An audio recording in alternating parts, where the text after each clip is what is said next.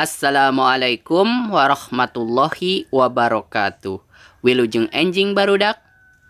Kumaha daramang? Mugia urang aya dina kawilujengan. Amin ya robbal alamin. Tepang deui sareng Pak Parman dina pangajaran bahasa Sunda dinten ayeuna. Ayeuna urang baris diajar ngeunaan pangjembar basa lembur kuring anu judulna gemyung. Bahasa Sunda di kelas genep, yuk diajar online. Mangga nu teu acan subscribe heula. Hatur nuhun, wilujeng nyakseni.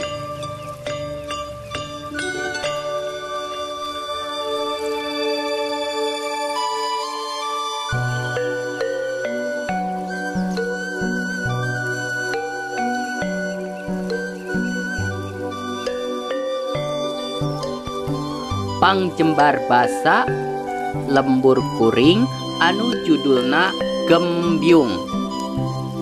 Gembyung kaasup kasenian Sunda minangka titinggal budaya Islam di Cirebon. Ieu kasenian teh baheula mah digunakeun pikeun nyebarkeun agama Islam. Biasana dipintonkeun dina acara keagamaan Islam.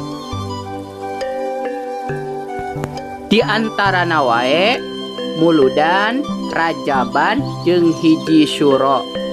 Gemyung sok dibarengan ku waditra tarompet.